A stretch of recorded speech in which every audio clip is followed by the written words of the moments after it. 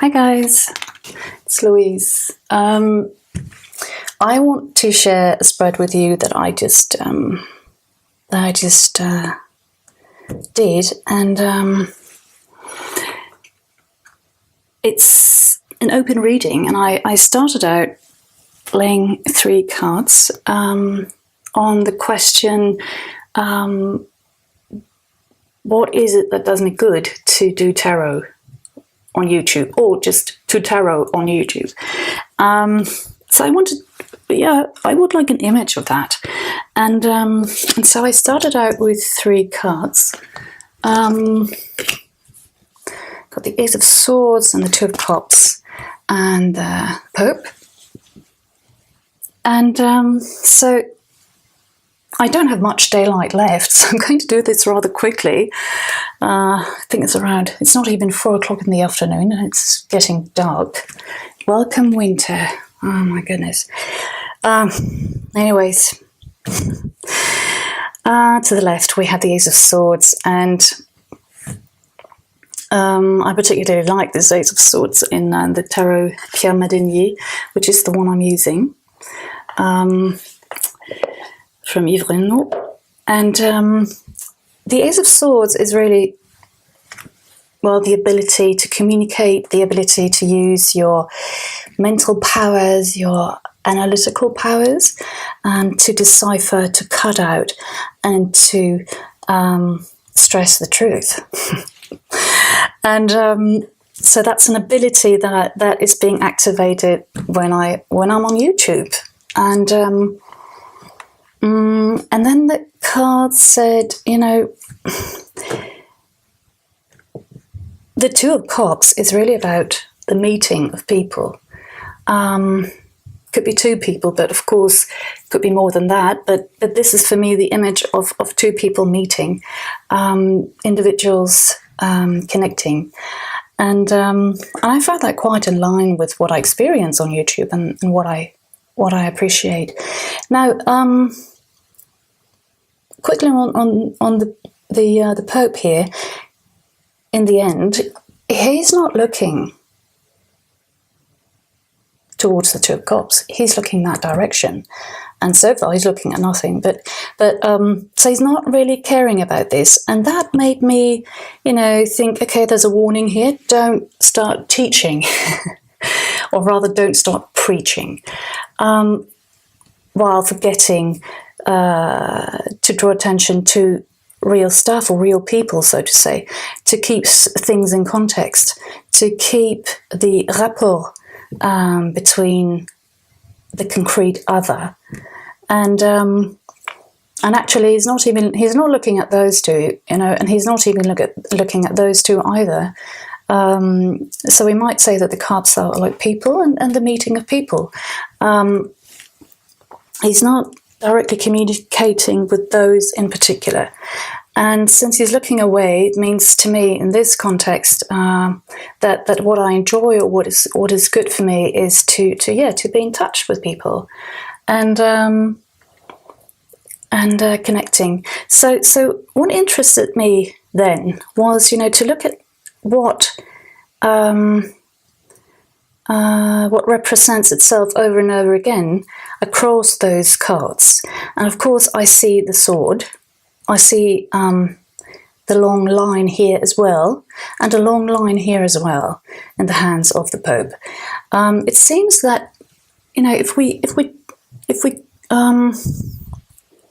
moves a bit further away from the sword becomes slightly smaller, and 2 Cups enter the scene. So using your abilities to communicate, or to cut reality, or rather to cut and decipher potential meanings in cards, to read, to write, to speak, but mostly to read in this context, in relation to the question. The intriguing thing was that when I looked closer at the 2 of Cups, I felt that or rather I noticed how, of course, the Two of Swords became smaller because I just moved a little bit away from it. And then the crown sort of fell down and revealing how the sword was transforming into two Pisces, two fish, or two monstrous fish. And what they're doing is that they're actually eating the organic stuff up here that we've also seen in the Ace of Swords, or the beautiful ornamental stuff here, you know, which is the organic part of this image, and as well of this image. And so I started wondering, you know, that sort of ties up with what is being warned about here concerning the Pope. And so I drew another card. Let me find it here. Because I wanted to know what the Pope was looking at. And then I put out, I drew this card, the Six of Swords. So again, a sword. And then I started noticing, okay, this guy, the flowers and the living things, when it becomes eaten by mental capacity itself, when life, so to speak, is being devoured by your ability to decipher life itself, or your analytic abilities, then it's devoured, and then it's sort of made into an image upon which the Pope is gazing.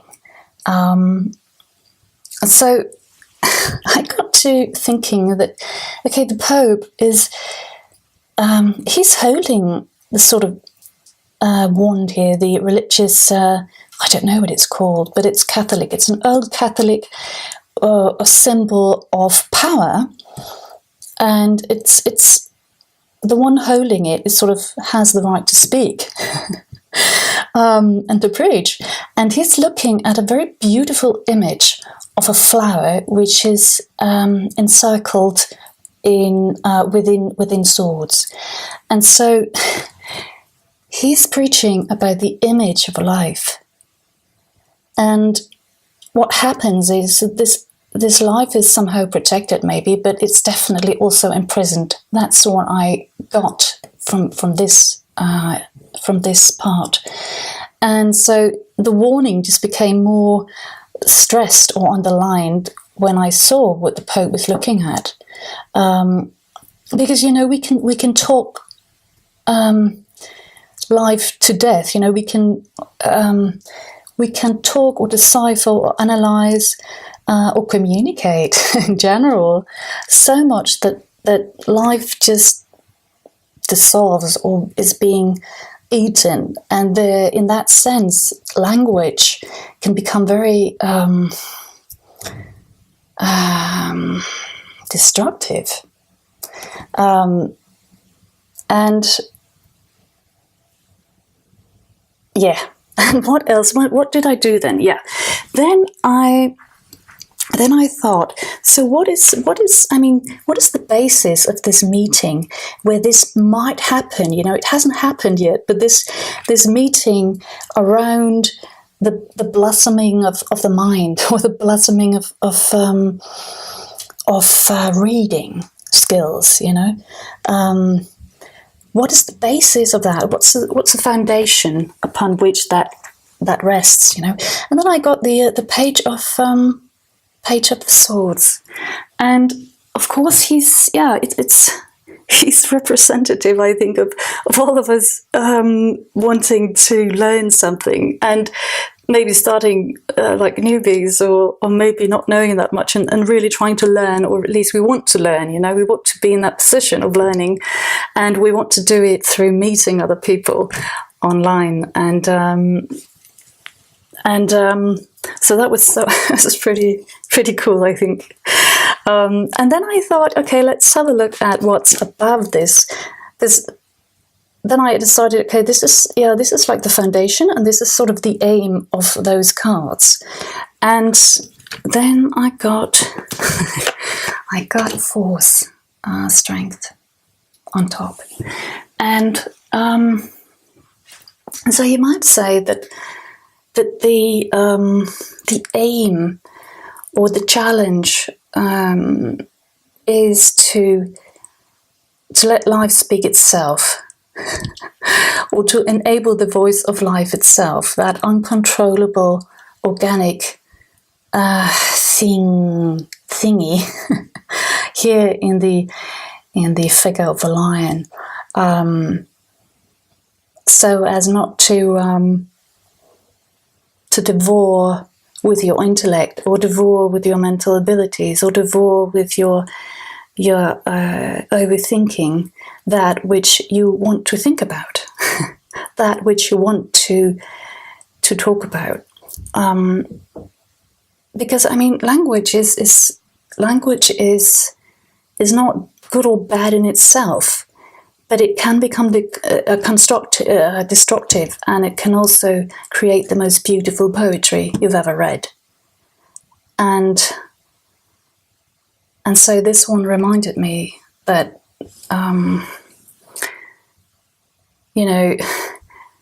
the aim of meeting like this around the blossoming mind, with the blossoming art of reading, is really also to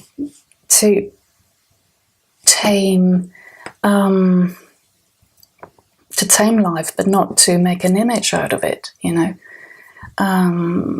not to devour it like those, but to sort of take care that you're not devoured either. And so I have to move quicker now because the sunlight is disappearing so fast. Welcome to the north. Okay, so what did I do then next? Okay, then I pulled the basis of the Pope, and I pulled the aim of the Pope, or the ideal that's at stake for this Pope. And I got the 5 of Cups and 4 of Wands down here, up there. And so if we look at the 5 of Cups, well, this is really, also about being, about feelings of loss, or about being alone, about being isolated in a way, and trying to really get out of that isolation, or get out of that unstable connection with the world. And so sometimes when the Pope comes out of that, then this preaching has as its aim to to order passions, to make order of impulses or spirit of life, the fire of life itself, and to order it. And this, the 4 of Wands is a really, it's quite a tense number for the Wands suit. Because how do you order or sort of stabilize fire? That's really an ongoing task, and it's not ever really going to stabilize, is it? Really? So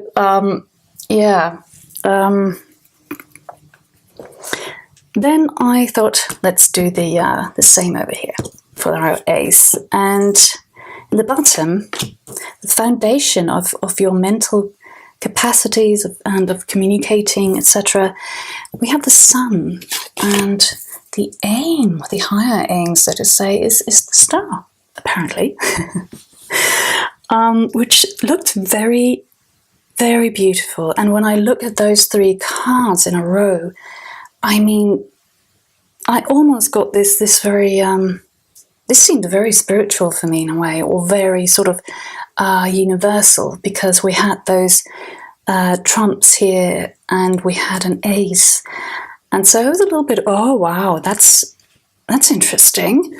The sun down here, the basis for your ability to communicate, read, think, etc.,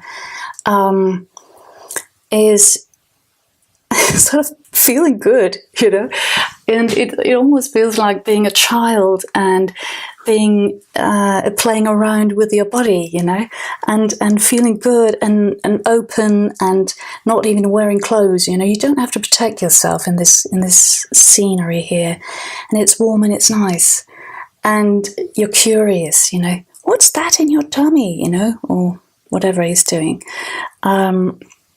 Scratching his neck or stroking it a bit. That was a very beautiful place, and that sort of makes sense because, I mean, your ability to use your mind or to also be silent so that you can actually decipher what is what and to make the right cut, to read. In other words, that rests upon an experience or a state of being such as this one. And what it does is that it makes possible, or that it aims at a stream of consciousness, right? Like this. I mean, in the hands of this beautiful, almost like Mother Earth figure, this naked still, I mean, we still have a naked person here in this row, right? And in the hands of her, those two bodies, not bodies with an O, but actually bodies with a U, but also bodies with an O. Anyway, it becomes jars, is it jars in English? I don't know, cups, chalices, like those two, you know? Becomes, you know, part of the ever ongoing stream of consciousness. And and I mean, who wouldn't want to be in contact with that when it comes to expressing yourself or making life vivid as you speak. So the final one that I draw in order to make a bit of symmetry in this spontaneous spread, we see justice. And justice, isn't that just amazing? Because in the one hand, she has the sword, and the other one, she has the two scales, which are like the two of cups. And so she's a reminder that before you can meet people, talk, etc., and get together, you know, and before you can actually use those abilities that you might have nurtured or and so on, you need to use both of these, you know. You need to combine them. You need to bring both to the table. And that was really cool. that sort of just balanced everything for me in this reading. And when you look at the Knight of Swords, the Page of Swords down here. I mean, sorry guys, it's getting really dark, I guess, but I'm just almost done. When you look at the Page of Swords, I mean, his face, it's like he seems a bit sad and nostalgic. When he's looking straight at those two bodies down here, playing around, you know. And, you know, we know that when you grow up, you might not have direct access to that kind of relationship or that kind of scenery. But the state of being that we can draw upon in our adult lives, which is depicted here, I mean, that's sort of the basis, isn't it? And I mean, you can't go back. It's done, you know. You can't get smaller. So in a way, it's done, but you got to go out there and do it anyway, right? It's just more concrete now, and it's more in your everyday life. It cannot be anything but a memory, and for some of us, it's a very either vague or non-existent memory, and for some of us it's a very clear and grounding and very expanded image or experience that we've had. I mean, not all of us have had that kind of childhood, okay? We know that, right? So, but this is also what you might want to sort of get in touch with. When I say you, it's really about me, okay? So when I go out here and meet people on YouTube and try to talk about and try to communicate the vividness of life, then this is a very important grounding for any ability to even think or to look for the truth. And this guy, we're all also, I guess, we all know that it's the feeling of being togetherness, that togetherness. Sorry. We've had experiences in our lives, haven't we, that we sort of lost that. And so we lost that sense of belonging, or that sense of being met as a person. And so we are sort of, our feet pointing towards both scenarios, or rather towards memories of feelings or states of being, and towards concrete experiences. And I found that touching, because, we're all beginners, right? I don't know, no, we are not all beginners, but as a beginner, meeting people like that, with this as the foundation for meeting people, then, we're sometimes feeling vulnerable, and that was a very, very important reminder to me, or for me.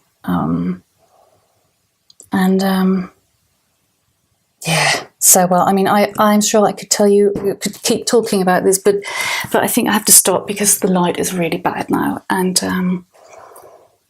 so if you're still here, then thank you for watching and listening. And I hope that this somehow inspires you. And remember that I was talking about every single card in relation to other specific cards and in the context of a specific question. So, and using both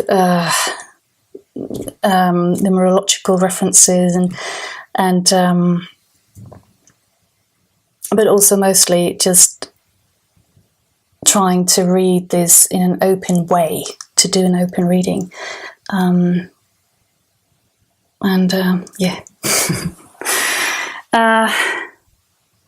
think I will stop and